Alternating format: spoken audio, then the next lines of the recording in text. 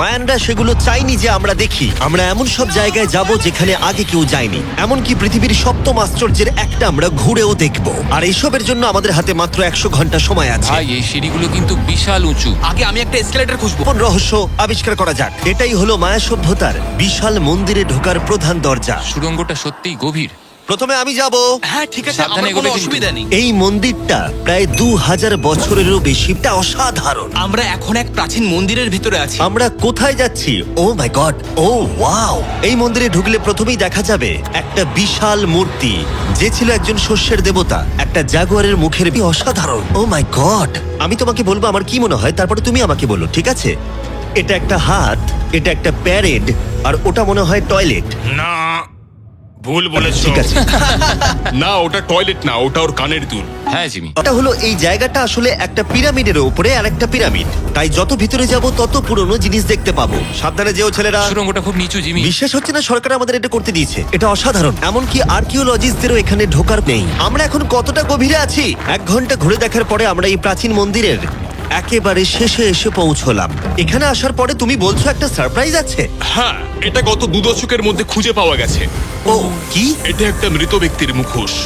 এটা হলো একটা স্নেক কিংডমের রাজার মুখ। মায়ানরা এইরকম মুখোশ ব্যবহার করত মৃত ব্যক্তিদের সুরক্ষিত রাখার জন্য, যাতে তারা মাটির নিচে সুরক্ষিত থাকে। নিশ্চয়ই। ও, এটা 1000 বছরেরও বেশি পুরনো। হ্যাঁ, তার মানে আমার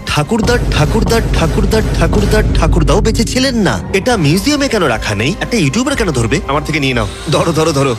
কাউকে কিছু আমি বলবি মোটেই 20 কোটি মানুষকে এটা দেখাবো না। এই অভিযান এখানেই শেষ, কিন্তু আমরা আছি প্রাচীন মন্দিরে ঘেরা একটা বিশাল শহরের একেবারে মাঝখানে। এই ভিডিওতে পরে আমরা অন্যতম সপ্তম আশ্চর্য দেখতে যাব। চলো কিছু জঙ্গলটা তাহলে বাঁদরে ভর্তি, অনেক সাপও আছে, এমনকি জাগুয়ার অনেককে মেরে ফেলেছে। স্নেক আইল্যান্ড থেকে কিন্তু আমরা বেঁচে ফিরেছি, তো আমি দাঁড়াও, কিন্তু এটা দাঁড়াও। নিয়ে একদমই চিন্তা। ওটা কি একটা বাঁদর? Sir, sir, sir!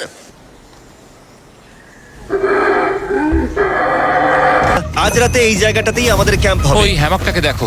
আমাদের প্রায় 12টারও বেশি মন্দির ঘুরে দেখতে হবে। আমি চাই তোমরা একটু ভালো করে ঘুমাও, কারণ এই ভিডিওটা সবে শুরু হয়েছে। গুড মর্নিং ছেলেরা। Good morning. প্রথমেই আমরা এই বিশাল পরিত্যক্ত শহরের বাকি অংশ ঘুরে দেখব।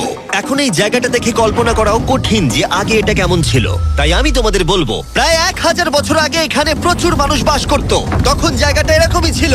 এক সময় এখানে এরকমই রাস্তা ছিল, প্রায় সব জায়গাতেই মন্দির ছিল। শহরটা ছিল উন্নত, কিন্তু ভেতরে গেলে অসাধারণ শিল্পকর্ম দেখা যাবে, ঠিক এই রকম। অনেক বড় জায়গা। এটা অবিশ্বাস্য।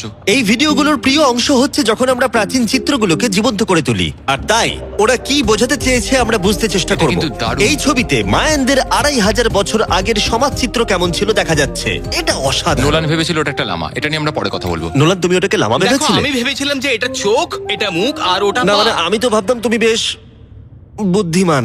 নোলানের সাথে মজা করার পরে নোলান তারিখকে প্রতিদান দিল একটা মাকড়সা দিয়ে। শুধু তারই কি? পালাও পালাও পালাও, এখানে একটা মাকড়সা। ও, পালাও। ও, তারিখ মনে হয় পালাবে। আমার বন্ধুরা অদ্ভুত ভাবে মজা করে, কিন্তু মায়ানরা আরো অদ্ভুত ছিল। আমরা দাঁড়িয়ে আছি একটা বল কোর্টে, যেটা 2000 বছর আগে ব্যবহৃত হতো। এখানেই প্রথম দলগত খেলায় বল ব্যবহার করা হতো, আমরা যতদূর জানি এবং পরাজিত দলের অধিনায়কের মাথা কাটা যেত। হ্যাঁ, মায়ানদের ইতিহাস খুবই ভয়ঙ্কর ছিল। ওয়াও, এটা বিশাল। হ্যাঁ, খুবই সুন্দর। এরকম মন্দির এখন কেন বানানো হয় না? প্রায় 2000 বছর আগে রাজা এবং রানী এখানে থাকতো, কিন্তু 2500 বছর আগে এখানটা এরকম দেখতে ছিল। প্রতি জড়ো হতো, এমনকি ঘন্টার পর ঘন্টা অপেক্ষা করত, শুধু একবার রাজাকে দেখবে বলে। ফিরে আসে এবার বর্তমানে। চলো একটু ঘুরে দেখা যাক। ঠিক আছে। 2000 বছর আগে রাজা এখানে এসে দাঁড়াতো এবং তার প্রাসাদ থেকে খেলা দেখতো। এটা দারুণ ছিল। ও মাই গড, এটা অনেকটা গোলকধাঁধার মতো। হ্যাঁ, কারণ যদি রাজাকে রক্ষা করতে হয়। তুমি সবকিছু জটিল না, করে তুললে। তুমি জটিল করে আর্নেস্টো, তুলছো। সত্যি বলো তো, কেউ কি এই ইটটা কখনো চেপে দেখেছে যে এখানে কোনো? আমার তো মনে হয় এটা কেউ করেনি। এটা একবার দেখবো। এটা দেখি একবার।